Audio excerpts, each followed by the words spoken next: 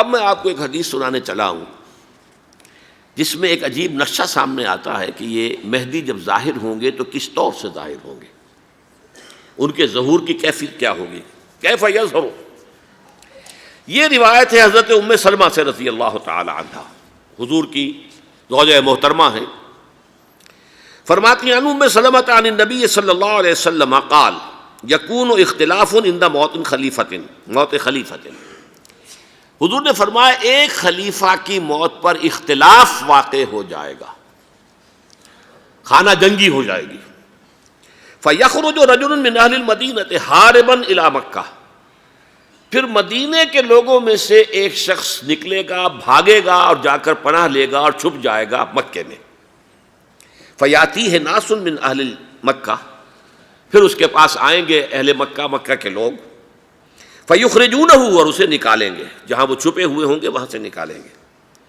وَهُوَ كَارِهٌ، اور وہ بالکل اس کو پسند نہیں کر رہے ہوں گے، نہ وہ خواہش مند ہوں گے کہ ان کے ہاتھ پر بیعت کی جائے، نہ وہ یہ چاہیں گے کہ وہ میدان میں آئیں اور ان کو جو ہے اپنا لیڈر مانا جائے۔ وَهُوَ كَارِهٌ فَيُبَايِعُونَهُ بَيْنَ الرُّكْنِ وَالْمَقَامِ، لیکن لوگ جو ہے پھر اصرار کے ساتھ ان کے ہاتھ پر بیعت کریں گے رکن اور مقام کے درمیان۔ رکن وہ کونا ہے خانہ کعبہ کا جس میں حجر اسود لگا ہوا ہے، اور مقام ابراہیم جو ہے، ان دونوں کے مابین جو یہ علاقہ ہے یہاں پر وہ بیعت ہوگی۔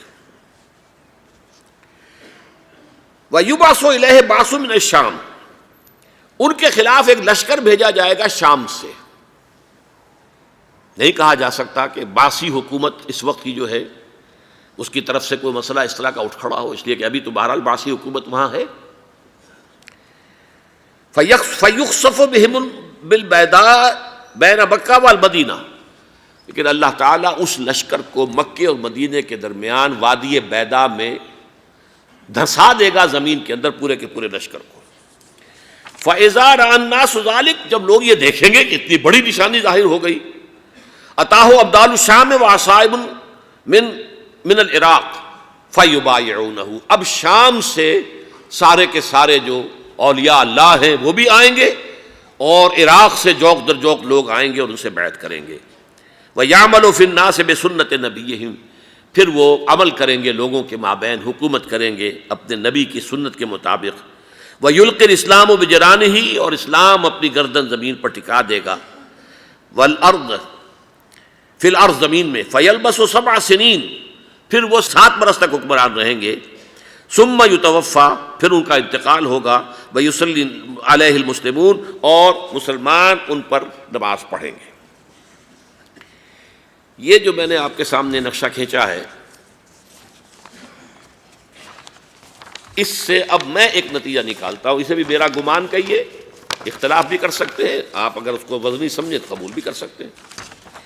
وہ یہ ہے کہ میرے نزدیک ان کے ظہور کا وقت قریب ہے، اور اس کی تھوڑی سی بعد میں مجھے معلوم ہوا کہ جین ڈکسن غالباً نام ہے امریکن اس کا، جس نے یہ پیشن کوئی خبر دی تھی کہ 1962 میں عالم عرب میں ایک بچہ پیدا ہوا ہے کہ جو وہاں کا نقشہ بدل کر رکھ دے گا۔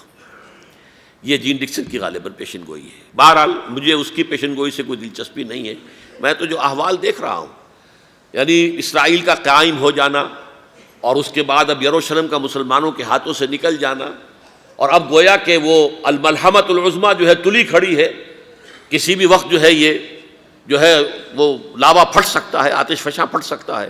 تو یہ تمام حالات ایسے ہیں کہ جن کی وجہ سے میں سمجھتا ہوں کہ ایک تو جو قرآن مجید کے اشارات میں نے آپ کو بتائے، 14 صدیاں، 14 دن میں چاند کا پورا ہونا، والقمر اذا اتسق، 14 دن میں 14ویں کا چاند۔ اسی طرح اب یہ 14 صدیوں کے بعد یہ صدی جو 15ویں صدی ہے، یہ در حقیقت ظہور امام مہدی کی صدی ہے۔